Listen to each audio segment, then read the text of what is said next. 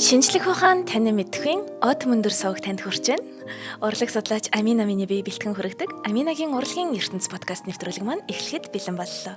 Нэвтрүүлэг маань танд YouTube-ийн од мөндөр сувг, NTV телевиз болон од мөндөр радио 83.3 107 хост дэлгөөнөөр хүрч байна. Нэвтрүүлгийн хамтран ажиллагчаар Алтан гишүүд маань болон дүрслэх урлаг дизайны анима сургууль ажиллаж байна. За тэгэхээр бидний өнөөдрийн зочноор амлсан ёсоор дандаа сонирхолтой зочдорж байна. Бидний өнөөдрийн зочноор уран бүтээлч Дархан Маргад Эрдэнэ маань оролцож байна. За ингээд дашрамд хэлэхэд би энэ талаар ангирах айгүй дуртай тий. Маргад Эрдэнэ маань болохоор яг миний нөгөө соёл урлагийн их сургуулийн дүрслэх урлагийн академид багшилж байсан он жилүүдэд мэргэжил дээшлүүлж тий шинэ мэргэжлэр суралцаж таарсан тий. Тэгэхээр яг үндсэн нь бол Дархан уран бүтээлч хүн байгаа. Тэгээд бас шав гэд ийм мондөг инфлюенсер хүний чинь тий. Шав гэж хэлэхдээ би их бахархалтай байдгаа. Өдрийн мэнд. За сайн уу. Өвчнөд баярлаа. Сая нүдэн ханаад яриа гэж сонсон чи FM шиг сонсгоо. Гоё юм ба штэ. Эндээс камер хараад. Тий, юута байна. Багштайгаа ингээд өөдөөс хараа сууж ийн гэдэг чинь одоо яг миний анхны дээр дүрсгэрэл урлагийн урлагийн түүхэн хичээлийг амин огч заагаад тэгээ одоо яг миний энэ бодож байгаа сэтгэж байгаа бүх юмны суурийг тавьж өгсөн. Багштай маш их баярлалаа. Ваа, баярлалаа. Хэлэх боломж бас тийм олон олдохгүй яваад байсан дээ. Тэгээ одоо бол надад ингэ санагдаж байна. Би даалтаа шалгуулахаас сууж байгаа ойтон шиг л байна. Энэ олон жил чи юу хийсэн? Одоо л чамайг харъя гэж байгаа юм шиг. Сэтгэл их хөдөлж байна. Яна за маш их баярлалаа. Би бүр бахархчлаа. Манай Маргад Эрдэнэ бол та бүхэн мэдэх бах. Нөгөө ер нь өөрийнхөө өвөрмөц имиж буюу сахлан дээр микрофон зүдгэрээ хамгийн анх гарч ирж байсан. Микрофон хайччихваа. Одоо ийм юу толчч. Тэгэхээр Маргад Эрдэнэ маань Instagram болон Facebook-ыг ер нь харж дагах юм бол маш олон урлагийн мэдээллүүд тэр дундаа уран баримл, архитектур гэдэгтэй ер нь гоё юм нь Улаанбаатар хоттой холбоотой бидний өдөр тутамдаа харж байгаа тий. Одоо би бол урлаг судлаачийн хувьд ихэвчлэн за нэг тэр Парист тий тэр нэг Луврын музей дотор ч нэг Мона Лиза гэж юм байгаа шүү хэдэн мянган километрийн цаана гэж яриад байдаг. Маргад Эрдэнэ маань болохоор яг одоо бид нар годомжаар алхахдаа ямар урлагийн бүтээлүүдийг харж байгаа вэ гэдэг талаараас таны мэдхүү маш олон контентуудыг бол хүргэжсэн. Тэг хийгээр яваал. За ингээд өнөөдрийн бит хоёрын ярилцах гэтээ ер нь л чөлөөтэй ярилцъя тий. Юуны ч талаар байсан яах вэ? Хадварч бол болно. Хадварх хэрэгчлэг өөрсдөө үгүй. Бүр гоё тийм. Тий.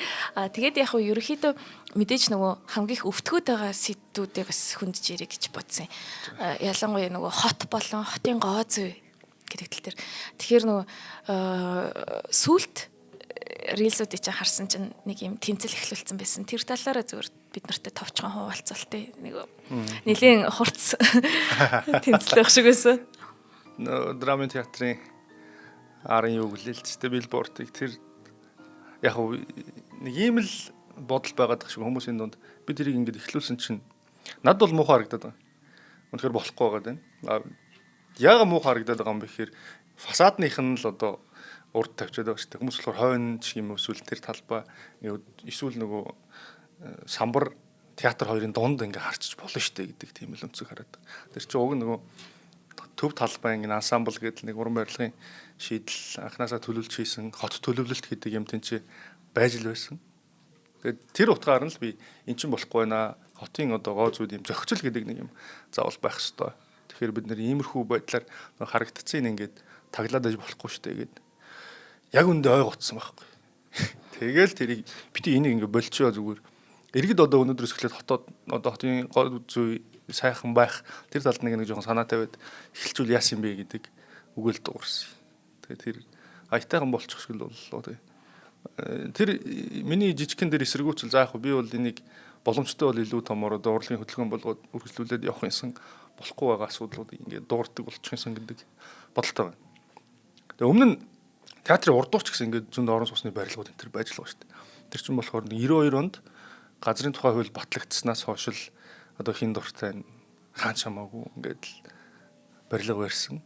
Тэгээ хүмүүс болохоор хүүшээ тэнцээ барилга урж байгаа чи хаана юу хийж явсан гэж намайг нэг жаахан ингэсэн л дээ. Тэр чинь болохоор би тэр үед хүүхэд байлаа. Юу ааж мэдхгүй дээ. Мэдгүй ингээл бараг төрчихсэн юм болоо. Одоо нэг жаахан ойр зүр юм уншаад нэг багштай улаад энэ чинь юм ойлгодог болчоод дуурч эхэлж байна. Тэгээд зөвхөн тэр биш л дээ энэс гадна зөндөл болооч гэж хэлмээр юмнууд байдаг. Гэхдээ бүгдийг нэг дор хамаагүй тэгж бас болохгүй те.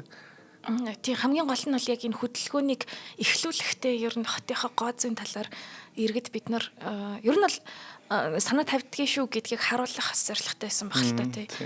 Тэг яг би хамгийн анх 18 тада хилийн дэс давж үзчихлээ.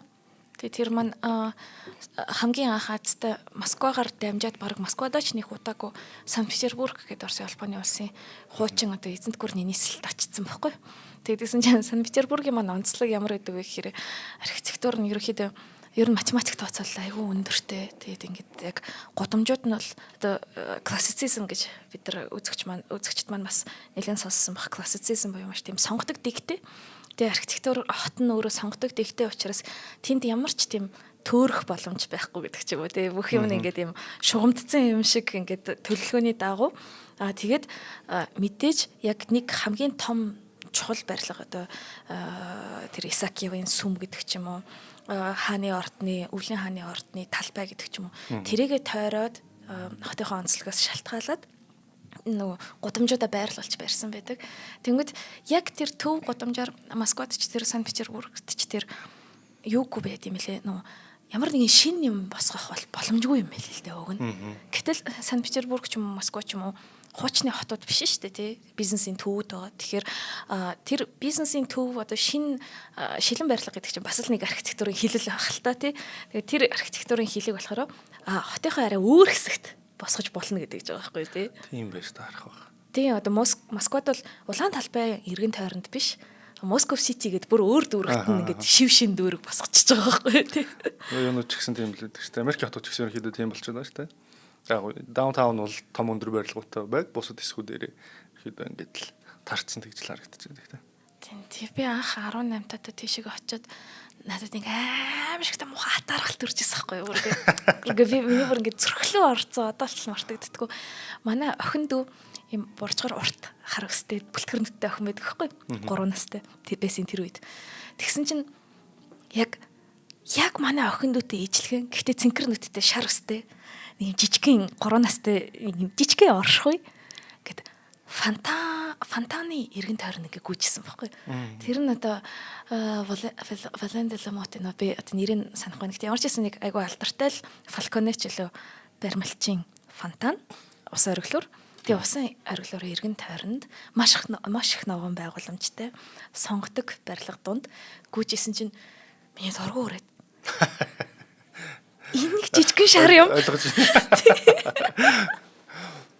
Энийг жижигхэн шар юм яхаараа ингэж манай дүүгээс илүү гоё орчинд амьдарч байгаа ингэж тий. Тэг Улаанбаатарын уган төлөвлөлт нь юу лээ? Тэр чинь нэлээд эртнээс эхэлсэн шүү дээ 54 оноос ч гэдэг лөө. Гэхдээ манайхан бол Оросуудаар л хотод төлөвлүүлээд ингээ ажиллаад яваад байсан. Тэгж жагаад нэлийн сүүлд 80 онд ч үлээ. Яг анх удаа өөрсдөө төлөвлөсөн гэдэг лөө дээ. 86 мурга ч гэдэг лөө. Тэгэхээр бид нар чинь нөгөө цоо шинээр хоттой болчоод уг нь яг суурин иргэн шилгээл эртний хотуудын төөрүүдийг үзэхээр байх нь байгаад байдаг. Гэхдээ нэг хэсэг мартагдаад уудтсан нүүдлийн одоо соёлын шил гэдэг юм Монголд нэг юм бахархал маягийн, ялгарл маягийн болчоод удаан явлаа шүү дээ. Тэгээ нэг сүүлийн 100 жил за анх төлөвснөөс хойш юм бол 80 хэдэн жил ч юм уу. Ингээл хоттой болохгүй зарим нь нураагаал зарим нь шинээр байгуулвал ингээл яваал юм л та. За сүүлд нөгөө манай ихийн аами тэгж ярьчихсан байхгүй. Ромд очичоод тэнд ингээ нэг 7 чонлуу 8 чонлуу ирсэн юм байл та тэгснэ. Тэнд чи ингээ бүх юм ямар ч утгагүй сонирхолгүй өөдөртэй байна. Ингээл юу ч шинээр барихгүй. Тэгээ бүгдээрээ нөгөө хуучин амар алдартай хүн болгоны мэддэг. За тэрний урд дуур гараад ингэж яваад тэнд очиод тэнд одоо юу гэдгийг пантеоны урд уулзаач гэдэг юм уу те. Тэгсэн чинь Улаанбаатар тийм биш те. Өдөр болгон барь дээрээ сольж ийн баригд явган хүнийхэн замыг хуулж ийн. Бид нэр амар сонирхолтой цаг үед амьдарч байгаа гэж хэлсэн байхгүй. Тэгээд үнэхээр л тийм л санагдаж байна. Ямар хурдан ч нөгөө хотын өдөртөгчдөнд солигчдгийг шинэ хүн гарч ирснээр дахиад нэг өөр. Тэгээд иймэрхүү юм бодохоор манай одоо юу гэдгийг бодлого боловсруулах хэмжээнд нөгөө гарч байгаа шийдвэрүүд нэг жоохон провинциалч юм болов. Эсвэл үнэхээр хөгжих гээд ингээд зүдрээд байгаа чинь юм болов те. Гэхдээ одоо болохоор нэг жоохон улс уртай хотоо төлөвлөөд тэрнийхээ дагуу ингээд ажиллаад эхлэх цаг нь болцсон байх шиг байна. Тэгэхгүй бол нөгөө улсын чинь эдийн засаг гэдэг юм жахас хөрөх гээд байх шиг шүү дээ. Нэг талаас нь харах юм бол. Тэгэхээр одоо мэрэгчлэтнүүд гээд урбан дизайнерууд байж, архитекторууд байж, урчууд байж, барилгын салбарыг одоо 100 жил аваад явцсан бүхэл бүтэн юм том салбар байна шүү дээ. Энэ мэрэгчлэтнүүдийнхээ үгийг сонсоод тэднийхээ ажиллах чадварыг нь үнэлээд ингээд явах юм бол Улаанбаатарыг за өнөөдрийн байгаагаас нь дордуулахгүй ч юм ингээд эвтэйхэн байлгаад авчих боломж бол харагдал. Тэгээд одоо чинь гэхдээ зөвхөн одоо суурин газар хот байгуулалт гээд ярихаар ганцхан Улаанбаатарыг бид нэр яриад бас болохгүй юм л да. Аймгийн төвүүд нь 21 суурин байна. Тэндээс гадна 330 сум байна. Энэ болгон дээр чинь бас л төлөвлөлтүүд байгаа шүү дээ. Бэлэн байгаа бүтцүүдийг ч гэсэн цааш нь үргэлжлүүлээд хөгжүүлэх юм бол тэр одоо шинэ хар хорин ямар хүнүү хот вэ? Тэгээ майдар хот ч гэдэг юм уу эднэрт ингэж нөгөө нэг хоосноос босгосноос бэлэн бүтц чинь хамаагүй амар шүү дээ. Өөртөө одоо сахиугийн эргэлттэй болцсон, эдийн засгийн эргэлттэй болцсон, дид бүтцэн шийдэгдсэн, замтай, тогтоо юу ч үгүй. Тиймэрхүү юм дээр ажиллаад явах юм бол заавал ингэж нөгөө амар мега туслууд гэдэг лөө. Тийм юмнуудыг ингэж өөртөө шин тарамдуулахгүйгээр яваад айтайхан сурингуудтай тэндээ өөр өөрсдийн гэсэн соёлтой нөгөө угсаатны бүлгийн олон одоо бүлгүүд байна шүү дээ. Тэднийх нь онцлогуд нь харагддаг ч юм уу. Иймэрхүү байдлаар бүхлээр нь хараа шийдээд явах боломж байгаа ч юм шиг санагдал байдаг. Тэгвэл одоо сая би бас энийг асуумаар байна л та. Маргадын маань хамгийн гол дэвшүүлэн тавьсан асуудал болохоор миний харж байгаагаар бол нэг юм иргэдийн оролцоо байх шиг байгаад байсан юм. Яагаад энийг рилс олгож байгаа, яагаад ингэж олон нийт сошиалт цацж байгаа юм тий. Тэгэхээр зарим хүмүүс болохоор ийм хандлагатай гэдэм билээ. Наадхаа мэрэгжлийн хүмүүст нь даатга. Тий. Наад чи ингээ хот төлөлтийн шийдэх асуудал гэдэг ч юм уу. Гэтэл хот гэдэг чинь өөрөө яг ингээд иргэн тий Улаанбаатарын иргэн, Дархны иргэн тий Эрдэнэтийн иргэн, Майдратын иргэнд зориулж байгаа өдөр болгон тэнцэнээс нөлөө авч байгаа зүйл шүү дээ тий. Тий. Тэг яг нэрээ бид нар бодсон чинь түрүү нөгөө хэлсэнчлэн тий бид нар болохоор ийм юм байна л да нөгөө иргэн тойрон дах бүх зүйл ингээ өөрчлөгдөд байнгут бидний сэтгэл зүй дотор миний ажигласнаар бол бас тийм тайвшрал ч юм уу нэг толох цэг байхгүй болчдаг. Яг айгүй өрсөлдөөнтэй хурдан хөгжингүй нийгэмд амьдарч байна л та. Тэрнийхээ ярээр бид нар ингээ гүөх хэрэгтэй шаардлагатай болоод байдаг. Яарад л тий. Тэнгүүд угаасаа яг нэг ингээд явж исэн чинь нэг байсан бордюр нь өөрчлөгдөд ингэж гэрч тий нэг зам нь өөрчлөгдөж окей гэл сайн талаас нь харах юм бол мэдээж нөгөө юмд хурдан зохицох чадвар, уян хатан чадвар сууж байна тий. За ингэж өөрсдөө тайвшруулъя тий. Айгүй өөрсдөө тайвшруулсан. Гэтэ нөгөө талаас болохоор бид нарт нөгөө нэг суур, нүүр царай, identification буюу ондоошил гэдэг юм байхгүй болцсон юм шиг байхгүй болгоод байгаа юм шиг. Тэрнээсээ уян хатан чадвараасаа илүү аимшигтэй юм хор хөнөөл авчираад байгаа юм шиг санагдаад байгаа байхгүй нөө хот чинь ингээд эртний грект бол ингэж байгаа юм л та агора гэдэг талбай байдаг байсан тий афинд тий тэгээд тэр агора гэдэг талбай дээр болохоор бүхэл юм нь болдог агора талбайгийнхаа эргэн тойронд нөө сүм улс төрийн байгууламжууд нь барьсан тэгээд тэр бол одоо ер нь кино оюутнуудтай хэлдэг нэг фейсбુકийн ньюс фидтэй адилхан газар байсан юм баг иргэд бүгдээрээ цуглараад ингээд мэдээлэлээ солилцож байлцдаг гэтээ тэр агора тэгэл тэр эртний грекийн соёл иргэншлийн үед байж лээсэн тэгэл одоо ч гэсэн байж лаа тий уус бол баг хот болгонд л тэгэл нэг талбай байгаа шүү дээ зөөрөн газар болгоно тийм тэгэнгүүт одоо бол бид нар яг нэг тэр одоо биднэрт өдөр тутамд сэтгэл зүйд маань нөлөөлдөг гэдгийг бас ойлгохгүй байгаа юм болоо гэж бодоод байгаа. Ойлгодог юм шиг байгаа. Надд бол ойлгодог гэж санагддаг хүмүүс. Би болохоор одоо би чи ингээд асар их алхахдаг байхгүй. Алхахаас ч өөр аргагүй л та нэг бол бичлэгийн зориуд нөгөө хотын төвөөс нэг холдохгүй амьдрах бодолтой. Тэгээд нэг хитэн нөгөө төвшиг болж байгаа надад бэлэн байгаа хитэн нөгөө байшин барилгууд эсвэл хөшөөнүүдээрээ тойрол явж байгаа шүү дээ. Тэгээд явахаар бидний чинь харагдсан даалталсан одоо гоо зүгийн үндэ ингээд байхгүй болгоцсон бусад барилгуудын нөлөө асар их харагдаад байгаа юм. Тэгээ явахаар нэг ийм л юм анзаарагдаад байгаа. Хэрвээ шинэ барилгууд арай нэг эвтэйхэн төрхтэй тий нэг хүний нүдэнд нэг харахынс ингэж ингээд бодогддог штэ хүнд. Ямар гоё юм бэ гэхэд тийм юм ингээд огт байхгүй заяа. Зүгээр нэг бол шулуун алхах, нэг бол яг урдах замаа л хүн харах, а нэг бол утас руугаал ширдэг. Тэгээд угаасаа л гудамжаар алхах цайхтаа таашаал авах ямар нэгэн одоо харааны таашаал авах ямар нэгэн тэнд байхгүй бол хүн баг урдах мөрөөл харж явж байгаа. Тэр нэгд хүмүүс байхгүй байж тэгээд мэддэг болсон учраас тэр ингээд тоохоо болцсон юм шиг надад санагдаад байна. Тэгэл гэхдээ яг үйл юмнууд байна. Эднийг ингээд харах юм бол ямар нэгэн байдлаар жижигхэн ч гэсэн ингээд дотор чин гэрэл асан штэ гэж би боддог. Тэгэхээр л тэрийг хүмүүстэй хуваалцах нь. Тэгээ энэ нэг талаасаа яг салбарын мэрэгчлэлтний хувьд л нэг юм хүн чинь өөрийнхөө нийгэмд цаг үед амьдарч байгаа үед ингээд үүрэг байгаад байна штэ.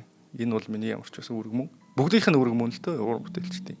Тэр бүгдээрээ л нэг иймэрхүү санаачлаг гаргаад ажиллах хэрэгтэй л баг шиг санагддаг. Сая яг ажилласан чинь ямар шүү бэрхшээлүүдтэй тулгарсан бэ? Ер нь хүмүүс ойлгож хүлээж авсан уу, дэмжсэн үү, эсвэл эсрэгээрээ бас тий баг зэргийн бас сөрдүүлэгч байсан уу тий. Гайгүй, ер нь гайгүй. Тий. Зүгээр нэг юм хамгийн гоё юм нь ганцаараа биш юм байна гэдэг юм өдрхөл байсан. Араас нэг юм гоё түлхэгчтэй. Яг урдаас хүн түлхэхэд би арагшаа унахгүй юм байна. Хүмүүс намайг ингээд дэмжих юм байна гэдэг тэр мэдрэмж хамгийн гоё юм лээ. Ерөнхийдөө ингээд нэг ойлгоод за гоо зүг гэдэг юм чинь хотод байх хэрэгтэй гэдэг юм байна. Манайхан ингээд нэг гадаадаар их ер нь аялдаг болцоочлоо шүү дээ. Залуучууд ч тэр бүгдээрээ л багцаа дэлхийн нэг иймэрхүү байдгаа гэдгийг мэддэг болцсон. Угсаал хүмүүс мэдчихэж байгаа. Тэгэхээр тэнд ийм байж болоод хахад энд яага болохгүй байгаа юм бэ гэдэг үнцэг үгсээ ил гараад ирсэн учраас миний ярьж байгаа нэг юм хөнгөн сэдвүүд ойлголттой хүнд гүнзгий хүрээд ах шиг байна гэж харагддаг. Тэгээ хөөхөн юм болж исэн. Өнгөрсөн жилийн хавар би 93 хошооны хинтэн заахтай хамт заа. За чи ирсэн бит хоёр ингээд угаагаал ингээд зогчихсон хошоог нь зүлгэж мүлгээл өнгөлөл. Тэгээ байдсан чинь тэр доор би нөгөө өндөр дээр байгаа шүү дээ. Доор нэг хүүхэн залуу хоёр зогсвол ингээл хараал байсан. Тэгэл за хараалгаа байна да ягч байгаа юм бол доо зүгээр сонирхолтой байгаа юм болов гэсэн юм бондоо. Тэгээ буугаад ирсэн чинь намайг ингээд уутахгүй. Тэгээ яваад чи за яасан бай гэдгсэн чинь яд юм аа ингээд таныг ерөнхийдөө ингээд үздэг юм аа хэлж байгаа ярьж байгаа чинь хөвтэйхэн байх шиг байна. Тэгээд хамтдаа зураг авахулъя. Ирэхгүй. Тэгээ би тэгээ зураг л авахулна гэдэг юм бол санагдаж байгаа шүү дээ. Тэгсэн чинь эхнэр нэг жирэмсэн заяа. Ингээд хөөхөн тоогоо шиг гэдэг шүү дээ. Тэгээд удахгүй манайх ингээд бүл нэмнэ хүүхэд маань том болоод юмны учрыг ойлгодог юм болохоор аав ээж хоёр нь энэ хүнтэй хамт ингээд залуу да гэх юм аа. Зураг авахулж ийсэн. Тэгээ одоо болохоор намайг л одоо ингээд аятайхан хүн шиг байж байгаа л тэр үед гайгүй дархан болцсон байна гэж итгэсэн юм шиг. Тэгээ тхийнсэн тий. Тэгээ ингээд та тэр үед аятайхан болчихох хүүхэд маань том болчихох. Тэгэхээр ингээд энэ зургийг харуулах гэж байгаа юм аа. Тэгээ би ингээд нэг жоохон гэгэл гисэн нэг тиймэрхүү одоо тэр чинь айгүй урам өгд юм байл шүү дээ. Тэгээл би тэр ирчээрээ ингээд зөндөө юм хийсэн. Гоё юм. Уярмаар байгаа үстэй. Тэгээ үнэхээр уярмаар тий яг ингээд нэг талаас бас тийм түүчээлэх айгүй том хариуцлагыг өгчт юм байна л да тий. Тэгэхээр нэгэнтээ ийшээгээ сэтгүү орсных бас нөгөө хариуцлагын талаар асуумаар санагдаж байна л да. Ер нь уран бүтээлч хүн ялангуяа орчин үед шүү тий. Орчин үеийн урлагийн үед гэх юм уу. Хариуцлагатай байх албатай юу? Албатай шүү дээ. Тэр чинь за таны зааснаар юу? Багшийн зааснаар за яг саяны би хэлсэн шүү дээ ингээд цаг үедээ хүлээсэн үүрэгтэй артист хүн. Тэгээ тэрийг нь болохоор зөвхөн өөрийнхөө бодлыг төлөөлөөд ч юм уу байхгүй л дээ. Цаг үеэ л ер нь хүн бүтээлтэй буулгадаг шүү дээ. Тэгэхээр эн чинь нэгт түүхэн ач холбогдолтой болчдөг. Хоёрт нөгөө сэтгэл зүйн ч юм уу. За нэг бол зарим тохиолдолд бүр философи ач холбогдолтой болоод дахиад нэг бүр их сайнаар бодож тэр олдор болтлоо хадгалагддаг л дээ. Тэгэх юм бол тухайн цаг үеийн үндэсний тийм ээ судлагдахгүй болж хувирна. Тийм учраас энэ бол маш хариуцлагатай ажил. Заавал одоо салбарын мэрэгчлэлтний хувьд бүх ур чадвараа уран бүтээлч хүний хувьд бүх ур чадвараа тэр ажилдаа шингээж л ажиллах хэрэгтэй. Энэ бол маш том хариуцлага. Энд чинь нөгөө одоо бид нар чинь хэдэн мянган жилийн өмнөх юмнуудыг судлаад тэрнээс үлгэр аваад заримыг дагаж дуурайж хийгээл ингээд байгаа шүү дээ. Бид нар ч гэсэн тийм болж үлдэх одоо магадлал байгаа юм чинь. Сайнаар турсагт л да тий. дараагийн хэдэн мянган жилийн дараа хүмүүстэй. Тэр нь хариуцлагатай. Тэгээ бүхэл бүтэн үндэснийг төлөөлөх гэдэг нь гэдэг чинь юу гэсэн үг л дээ. Үндэснийг төлөөлнө гэж бас актер үгүй шүү. Тэ. За ингээд хамтран ажиллагчаа зарлчаад тэгээ бид подкастынхаа дараагийн хэсэг рүү оръё. Тэгэхээр хамтран ажиллагч гэдэг нь бидрийг дэмждэг энэ подкастыг маань ингээд бий болгож байгаа бүтээлцэж байгаа хүмүүс маань байгаа. Тэгэхээр Одмондрын хувьд бол бид нар яг нөгөө нэг шинэ анги бүртгэдэг шиг дандаа алтан гишүүдийн одоо анги гэдэг тэгээ улирал болгон алтан гишүүдтэйгээ бүртгэж явдаг. Ямар учиртай вэ гэхээр нэг нэвтрүүлгийг 100 төгрөгөөр үнэлээд жилийн 100,000 төгрөгийн хандивыг Одмондрын 94,419 104,518 дугаартай худалдаа хөгжлийн банкны данс руу явуулснаар алтан гишүүн болох боломжтой. Тэгэхээр яг 100,000 төгрөгийн хандивыг 94 тэг 4,041,91,04,518 худалдаа хөгжлийн банкны данс руу явуулахдаа гүйлгээний утган дээр Facebook нэр болон утасны дугаараа битгий мартаарай. Тэгээд алтан гишүүд гэдэг бол зөвхөн одоо 100,000 төгрөгийн хандив одоо өгөхөөс гадна бидний Facebook-ийн тусдаа одоо лайв групп руу ороод тэгээд Facebook-ийн групп руу ороод бидний нэвтрүүлгийг ямар ч эдитгүйгээр артталт нь ямар жоок болдгоо, ямар шоуган болдгоо бүх юм ингээд үзээд бидэртэй хамгийн ер нь бидрийг ингээд аквариум дотор суулгацсан юм шиг Оо ихэд юм шүү дээ. Тэгээ харж болдог тийм гишүүд манд байгаа. Тэгэхээр энэ гишүүдийнхаа тусламжтайгаар, энэ гишүүдийнхаа дэмжлэгтэйгээр манай бол маш олон дугаарууд ингээд та бүхэнд маань хүрж байгаа. Тэгэхээр алтан гишүүн болцгоогоорой хэмээн та бүхнийг уриалмаар байна. Энэ бас Монголын соён гэгэрүүлэлт гэгэрүүлэлтэнд Гэгэрэлд оруулж байгаа. Гэгэрэлд оруулж байгаа маш том хувь нэмэр юм шүү гэж хэлмээр байна. Баярлалаа алтан гишүүдтэй. За ингээд маргаад бит хоёр маань үргэлжлүүлээд ярахад ер нь Улаанбаатар хот үзэсгэлэнтэй биш үү? Маргатын хувьд. Юу гэж байгаа юм бэ? Юу гэсэн бэ? Энд чинь амар юу вэ штэ? Болохгүй асуулт байна. Тийм байна. Дараагийн хариулахгүй ч байж болно гэж. Та хариулахгүй ч байж болно. Дараагийн асуултанд орж болох. Улаанбаатар гоё хотоо энэ чинь юу гэсэн үг лээ дээ. Монголчуудын одоо хамгийн том төв юм чинь. Энэ дотор сайн муу болохгүй бүтэхгүй тэгснэ болж байгаа тий. Бүхэл юм ингээд савн дотор ингээд буужгинж байгаа шүү дээ. Ер нь Монголын хотууд чинь ингээл нэг юм сав юм шиг хэлбэртэй юмд л байдаг шүү дээ. Юмч байх тий. Газар нутгийг сонгуул байрладаг. Тэгээд хамгийн одоо сайнаар гэх юм уу?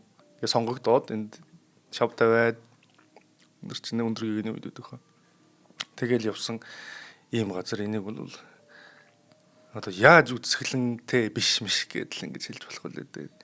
Энэ дунд ингээ буцлаад эд хийсэн болоод явж байхад чинь одоо заримдаа Монголоос хол байх үед бол ийшээгээл зүтгэж ирдэг штэ.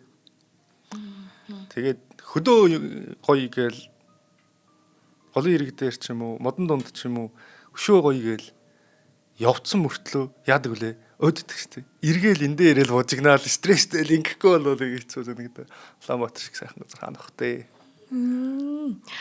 Эстэ багш хүн шиг заавалчгүй унгах асуулт асуух гэдэг юм.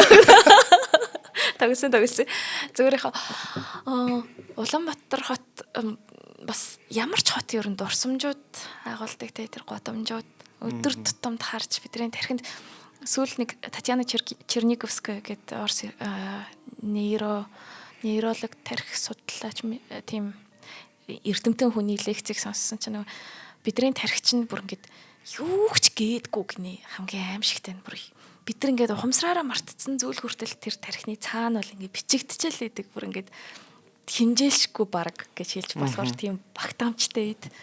Тэгээд нэг ч ингээд зүгээр чулуу хүртэл бидний тархинаас яг үндэ тэр дурсамж нь гардаггүй гэдэг ч байгаа байхгүй.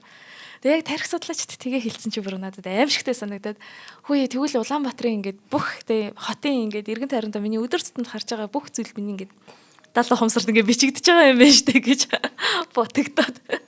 Тэгээд тэгэнгүүт Улаанбаатар ер нь маргатын үед Улаанбаатарын хамгийн гоё үзэсгэлэнтэй газрыг хорооллох юм уу нэрлэхийг л алиг нэрлэх вэ?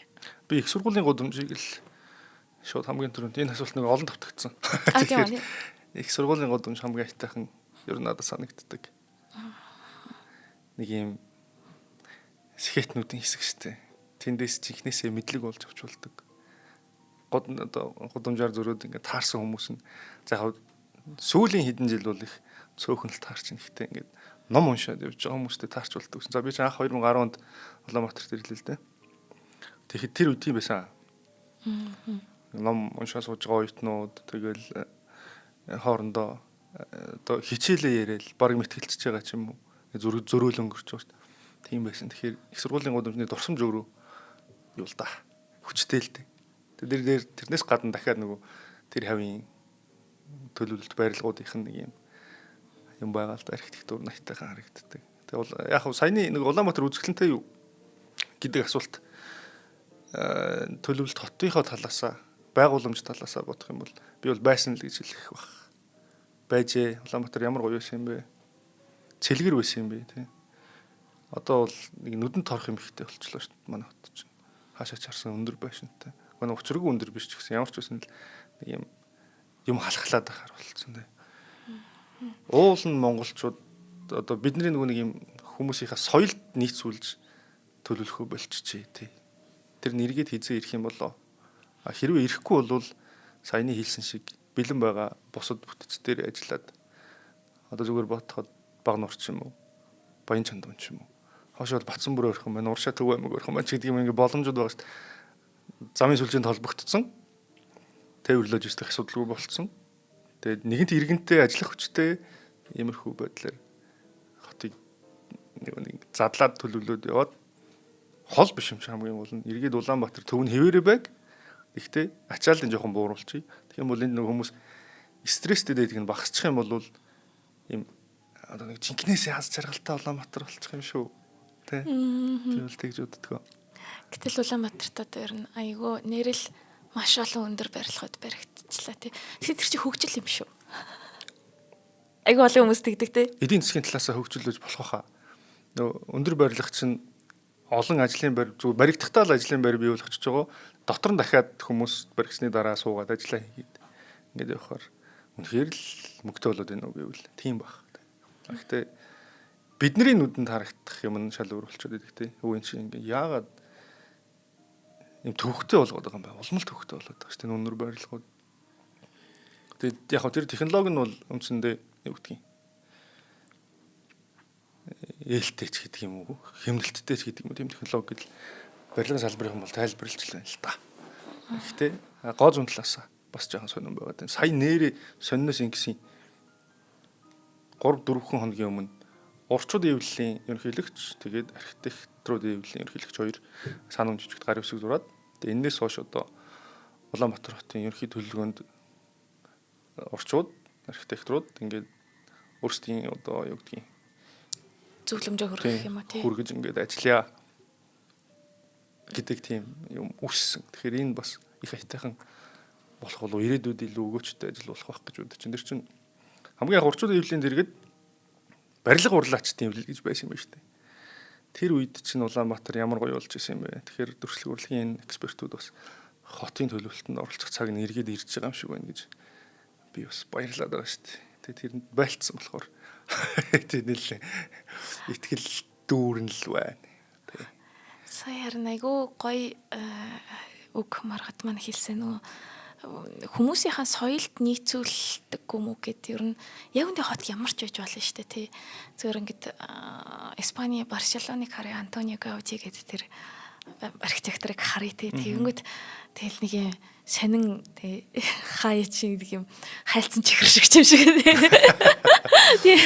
Тэгээд гэтэл тэр нь тэгэнгүүт одоо хятадын тэр Ма энтер гэдэг архитекторуудыг хараад ахаар яг л хятадынхаа тэр уул усанд зөгцсөн байдлаар яг уул усныхаа тэр чулууны хивийг хүртэл дагсан байдалтай өндөр барилга байшингууд гарч байгаа. Гэсэн чинь надад бодогдсон чинь монголчууд бид нар чинь хизээч ер нь өндөр гэдэг юмлаа тэмүүлдэггүй байсан байгаа байхгүй юу? Ер нь бидний сэтгэлгээнд алс гэдэг юм байгаа, уудам гэдэг юм байгаа, тий уужуу гэдэг юм байгаа. Тэр чинь нөгөө харах үнцэг байгаад шүү дээ. Өндөрлөв хизээ тэмүүлж эхэлсэн. Дундад зууны үед архитекторын хувьд бол яагаад өндөрлөв тэмүүлэх болсон гэхээр яг тэр сүнс чинь нөгөө бурхан руу ойрхон байх ёстой байгаа. Тэр чинь христийн шашны шал өөр ойлголт байгаад байгаа байхгүй тий. Ингээд тэгэнгүүт одооний тэр өндөрлгүүд болохоор энэ гэхдээ миний жоохон бүдүүлэг бодол шүү. Гэтэ миний бодлоор яг 21-р зууны өндрүүд болохоор амбицийн өндөр юм шиг санагдаад байна. Тийм л баг. Вавилоны цамхаг гэдэг шиг нөгөө тий дээр үед Библи дээр гарч исэн тий ингээд хүмүүс өөрсдөө бүх юм хийж чадна гэж итгэсэн тэр мөрөөдлийн илэрхийлэлж юм шиг санагдав. Тэгвэл нэр яг энэ бодлоодын аль нь ч яг суур Монгол үзэл андашилтай нэг зөхгүй юм шиг ер нь өндөр байрлага зөх юм болов та. Тань таарахгүй л байгаа шиг байна. Эсвэл одоохондоо таарахгүй байгаа гэж болно те. Аянда энэ чинь бид нар нөгөө тийм өндөр барилгатай хотод өсөөгүй хүмүүс шүү дээ. Тэгээд өнөөдөр төрсэн ч юм уу эсвэл одоо 3 настай байгаа хүүхдүүдийн тухай бодох юм бол эднэрт бол хэвийн юм болж байгаа. Тэгэл одоо өшөө өндөр барилга хаана байдаг юм бол гэж хайх юм билүү бас мэдэхгүй л дээ. Тэгээд яг хөө арай ихэнх үеийн монголчуудын тухай хоёул бодох юм бол өндөрлөө тэмүүлж исэн ганц тохиолдол нь баг овоо ол байсан болов уу те. Уулын өрөө дээрх овоонууд руу. Тийм. Тэр нь гэхдээ нөгөө яг тэнгэр шүтлэг тэгээд байгалаараа дамжуулаад байгаа тий. Өдөр болгон тэр өндөр дээр очтдгүү. Тийм овооны тахилагч гэдэг юм нэг бол овоогоо өндөрлөгч гэдэг юм нэг тийм. Зан үлийн зорилготой жилдээ нэг юм уу хагас жилдээ нэг юм эсвэл шинэ нэгэн дэч гэдэг ч юм уу те. Нэг удаа очдог нэг тиймэрхүү бас юм шиг байна. Одоо бол бидний энэ сэтгэлгээний соёлд бол тэр өндөр үргэлжил өндөр төр байх юм. Тэгтлээ сайн сууж амжаагүй л байна. Тэ амжихал байх. Хизээ нэгэн цагт тэгэл цагийн ирэхээр эн чинь суурин соёл дотор орцсон явж байгаа юм чинь тэгээд болох л байх л да. Гэхдээ энэ саяны хоёлын нөгөө хото тусад нь шинэ Москва гэдэг шиг те тэгж байгуулж эхэлсэн бол аятайхан болох байсан баха. Тэгээд манайхан тэр нэг ховсгалын дайлимдал нэг сони юм хийсэн юм шиг байна. Тэрийг одоо шүүмжлэх хэцүү байх хэцүү. Нөгөө нэг юу гэдэг вэ? Тэр үед байгаагүй бол түүхийн шүүмжлэх гэдэг хэрэггүй гэдэг шүү дээ. Тэгэхээр нэгэн тал ийм болоод өнөөдөр бидний үед ирсэн юм чи энэс цаашаа харин яаж өвтэйхэн болох вэ гэдэг дээр л илүү их санаа тавьсан бидний хувьд бол зүг баха. Тэгэхээр би бол ингэж боддөг юм. За гой хоттой болох боломж байгаа бол тэр нь юунаас эхлэх вэ гэхээр гудамжуудыг гой болгох тийм. Гудамжууд гой болох юм бол аянда ингээд зэгцэрх гэдэг шүү дээ. Тэрний дараа харин бүхлээр нь системийнхэн тухай хот ингээ бүхлээр энэ нэг хот шүү гэдэг ойлголтыг нь бүрдүүлэх юм бол тэгээд бодохоор за дараагийн нэг 50-100 жилийн Улаанбаатар хот Монголд явж байгаа бүтээн байгуулалтууд ямар бэрхшээлтэй тулгарх юм бэ? Тэрийг нь яаж давж туулах юм бэ гэдэг юм одоо чигийг гаргаж өгчөөд Тэ? Тийм биз дээ. Тэр энд маш олон төрлийн мэрэгжлийн инженерүүд одоо экспертүүд, заавал архитекторууд, хот төлөвлөгчид энэ хүмүүс оролцож таарна л да. Нэг хотыг төлөвлөхөд нэг 30 хэдэн мэрэгжлийн инженерүүд оролцох ёстой гэдэг юм шиг байна те. Тиймэрхүү тоо сонсогдчихсэн. Тэгээд бодохоор эн чинь асар олон тийм энэ сүрхийл багийг бид нар цуглуулж ажиллах хэрэгтэй болд юм шиг байна.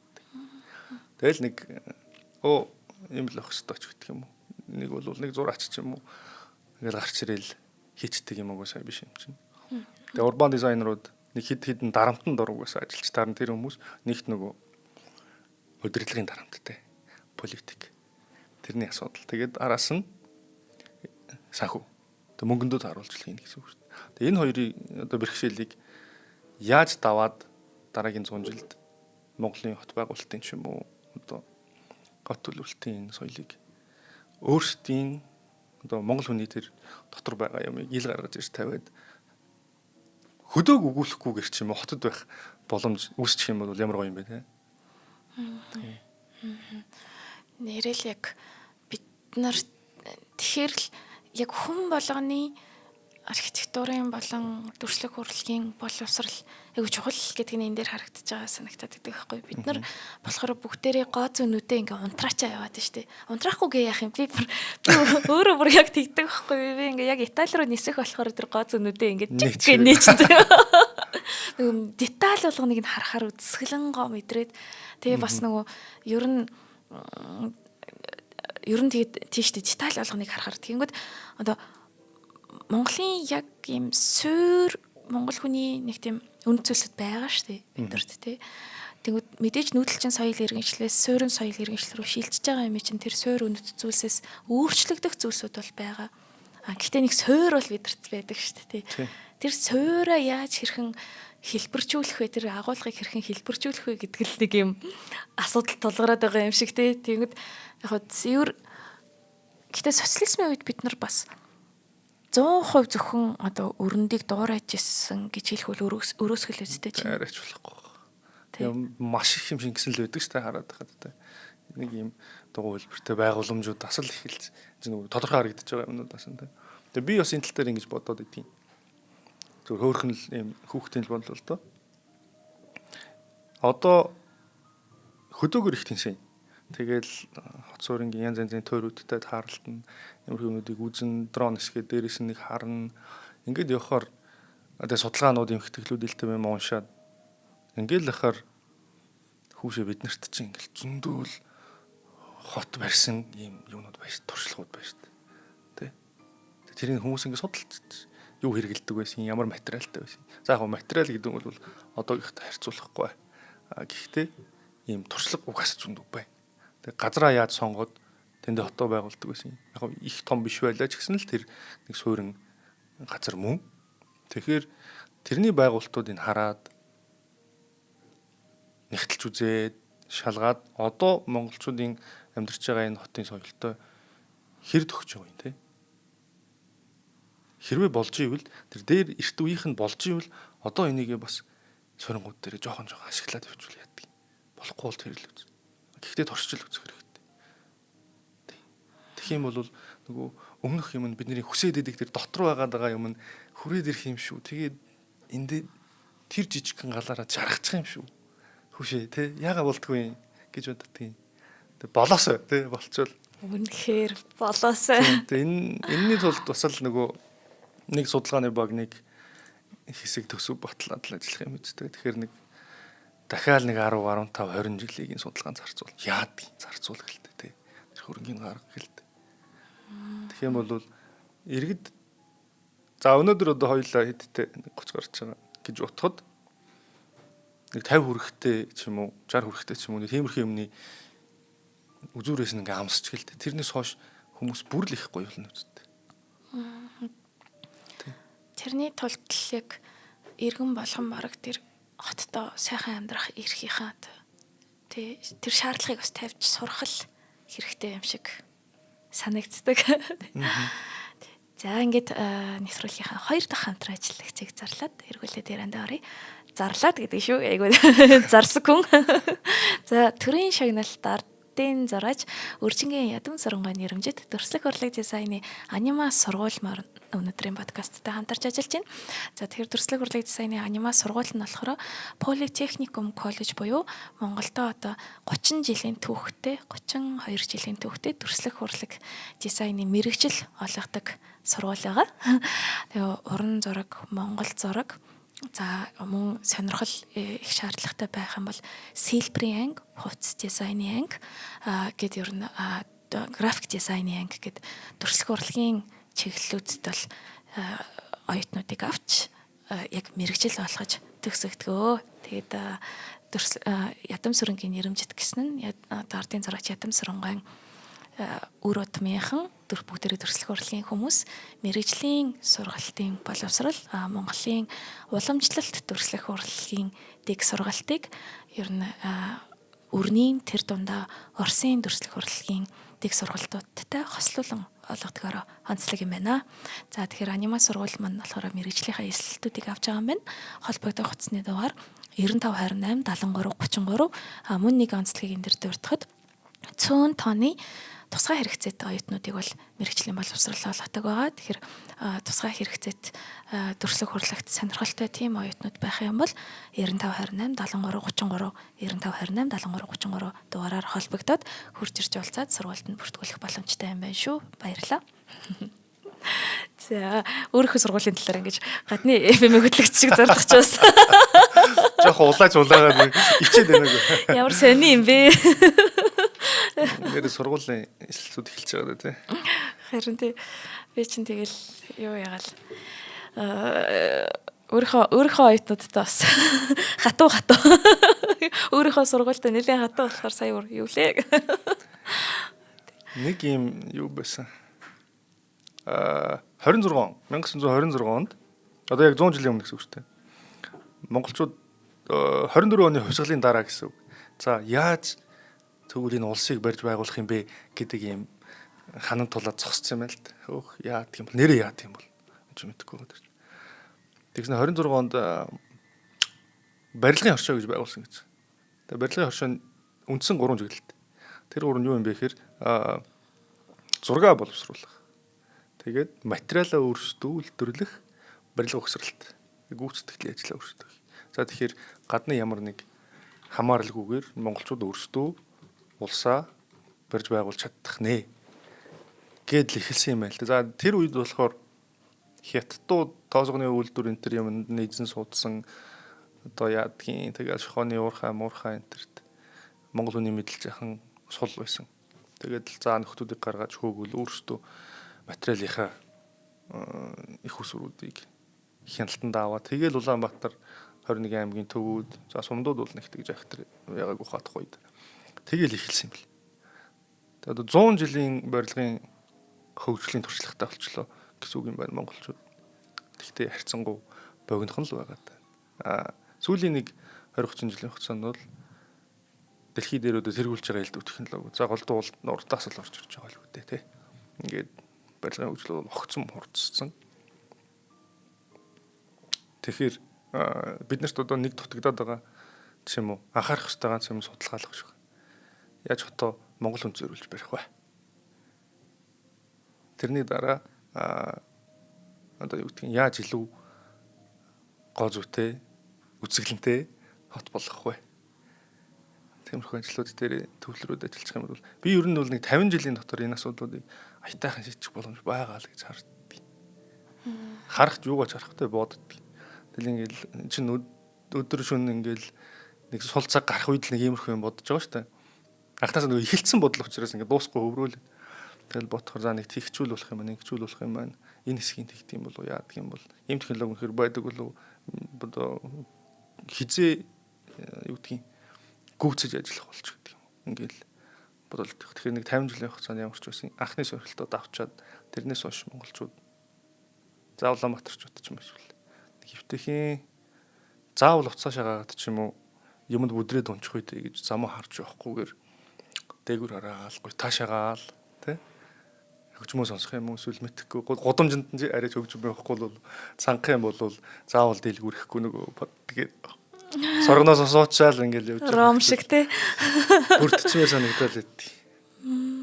Юунууд байдаг штэ одоо эртний хотуудын тойруудаас олцсон нэг юм худгууд үгүй яг тийм нэг царайтай л юм л тавьчихна үсттэй тий. Гих мэтэй ингээл тэнд лав хүмүүс өстө аймаар бужигна. Хэрвээ байж ивэл тий. Тэгээ ер нь нөгөө нэг хотчон өөрөө хэрэг хүнд цориулсан зүйл гэж бодох юм бол тэнцээ ямар ч амьдралын боломжгүй хүн хүртэл амьд гарч явах ёстой тэр нэг орон зай байгаад байгаа байхгүй тий. Нөгөө сая яг ярьсан чи хин санагдчихлаа. Дракула гэдэг шүү дээ. Дракулагийн яг прототип буюу яг жинхэнэ хүн чинь бол Влад Цепеш гээд Унгарыг нэгтгэсэн хаан байсан байгаа байхгүй. Тэгэнгүүт Дракулагийн үед юураа алтартай гэхээр хотынхоо төв талбайд алтан аяга ус тавьсан байдаг. Тэр аягнаас дуртай хүн нь усаа ууж болно. Ямар ч исэн ямар ч гуйлах юм байлаа гэсэн цангаж бол өгөхгүй гэдэг тий. Тэгээ тэр алтан аяг нь хамгийн гол нь хизээж хулгайд алдагдаагүй хэмжээний хууль дүрмтэй. Ийм л болвол уг нь нэрээ үнэхээр тий ингээд хамгаалагдсан яг тэр хүнд зориулагдсан орон зай гэдэг тэр мэдрэмжийг авах юм болов уу да гэж бодох юм. Шууд л авах баха. Тий. Шууд л авах та. Тий. За ингээд түрүүн дурдсанчлан ер нь маргад одоо ямар төсөл дээр ажиллаж байгаа вэ? Ер нь юу тэр орчуудын эвлэлийн холбоотой хамтран болон Монголын архитектурын зөвлөл энтертэй хамтраад тэгээд өөрийнхөө яг санал бодлыг энэ дээр зориулаад явж байгаа гэж ойлгож болох уу тий. Одоо нөгөө юу штэ залууран бүтээлчдийн нэгдэл гэж байдаг штэ. Тэгээд хэсэг үйл ажиллагааны завсартсан байсныг сэргээгээд тэр багийн гишүүнээр ажиллаж байна. Тэгээд тэрнийхээ хүрээнд л одоо янз янзын төслүүд нэг юм залуурын бүтээ сургуулаад төгссөн, дөнгөж төгсөнгүүтээ нэг юм сон завсарчдаг сте. Хөөе. Юу хийх юм бол нөгөө багш нахгүй болцсон те. Яг тийм тэр хүмүүст илүү ойрхон хурц ажиллах зорилготой байна. Тэгээд эн чинь нөгөө салбарын хүн гэдэг утгаараа ингэж. А яг дархан гэдэг утгаараа бол өөрийн хувийнхаа судалгаанууд дээр суужлаа. Тэгээд нэг үцгэлэнгийн юм бодоол хөрхөн цаг зав тиймэрхүү юмд зарцуулж байна. Тэгвэл зур энгийн огт одоо урлаг сонирхож байгаагүй ч юм уу, урлагийн төвх мэдхгүй ч юм уу хүмүүс одоо энэ хотоо гоё болгохын тулд ч юм уу тий хоёулынх нь өнөөдрийн сэдвт юу хийх вэ гэвэл юу гэж хариулах вэ? Одоо юунаас эхлэх вэ тий? Зүгээр энгийн бид нар бол ингээд айгүй азтай санагдаад байгаа юм. Мэдээд байгаа юм шиг тий. Хагас дутуу ч юм шиг үү гэсэн. Бусад салбарын хүмүүс л гэсэн үг шүү дээ. Тий. Гүд. Мэдээлэлтэй ойрхон байх хэрэгтэй байх та. Тэр чинь энгийн юм шүү дээ. Заавал актер одоо яадгийг гүйж ирээд тоосго мосго барьж гүгэл ах тийм үү хааштай боломж байхгүй. Зураг зурвал гүгээд байх нөхцөл байхгүй юм чинь мэдээлэлтэй илүү ойрхон байхад баг болчихно доо. Одоо бол мэргэжлийн үгсээр сонсох нь л илүү чухал байх шиг байна тий. Ер нь энэ асуудлууд дээр. Тэгэд мэргэжлийн хүмүүс ч үнэхээр мэдээд идэв юм лээ шүү дээ. Болохгүй юмыг бол үнэхээр болохгүй гэд хэлээд идэг. Болохыг нь бол ингээд яг л ингэчил та гэдэг хатал тэрийг сонсох хүн байдаг болохоор ажил нь явахгүй л байгаа гэсэн үг шүү дээ. За ингээд ямар нэгэн нэмж ярмаар байгаа үг байгаа бол жилүүтэй үзлэлээ хаваалцаарай гэж маргатасаа хүсмээр байна. Зүгээр явуулдгүй те. Яаж юу болж байна уу? Даалгавар хэр бэлэгцэн бэ? Одоо багш оноогоо өг тэгэл тайвшраад л одоо яа та. За ингээд бид нар ер нь одоо хот гэдэг бол энэ таны дотоод ертөнцийг бүрдүүлж байгаа өдөр тутмын хамгийн ойрхон хэрэгсэл гэдгийг бас та бүхэн маань ойлгож тэрний талаар бас илүү мэдээлэлтэй судалгаатай байж байгаарай. Мөн маш маргаттын маань Instagram болон Facebook би YouTube-ийн хаяг дотолд оруулчихна. Бүгдээрээ илүү сайн мэдж байгаа. Гэхдээ бас мэдээгүй хүн байх юм бол за тэгээд өнөөдрийн бидний подкастэнд урилга авч хүрэлцэн ирж хот болон хотын хүнд үзүүлж байгаа нөлөөний талаар ярилцсан Маргат Эрдэндээ маш их баярлалаа. Баярлалаа. Чинь стол нэр багшийнхаа өдөө сард сууж байгаа шалгалт өгж байгаа юм шиг хэд минут өнгөрлөө. Ойлоос нэлээ ярьж байгаад олцлаа тий. Харин тэглээ шүү. Би бас хэрэндээ ясаа бэлцээ гэнэ. Модон авах хүсээгүй гэж. За Маргаттаа маш их баярлалаа. Баярлалаа.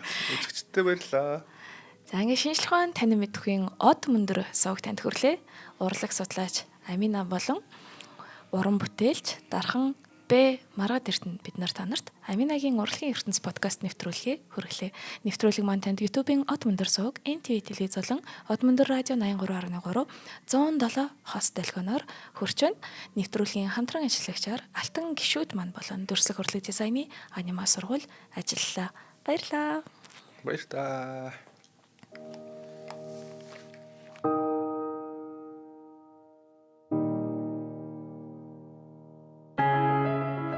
Нэвтрүүлгийг хүлээн авсан Нарны аймгийн монголчуудаа баярлалаа. Од мөндөр сувг нь энэ мэдчлэн таны мэдхүйн мянган нэвтрүүлгийг 2026 оны 7 сарын 1 хүртэл та бүхэндээ хүргэх юм. Их хэлээрээ шинжлэх ухаан танин мэдхүйг түгээхийн үлсэд нэгтгэх хүсвэл та бидэнд хандив өгөх боломжтой. Жилдээ ганцхан удаа 100,000 төгрөгөөр биднийг дэмжснээр шинжлэх ухаан танин мэдхүйг түгээх энэ үйл хэрэг амжилттай үргэлжлэх юм.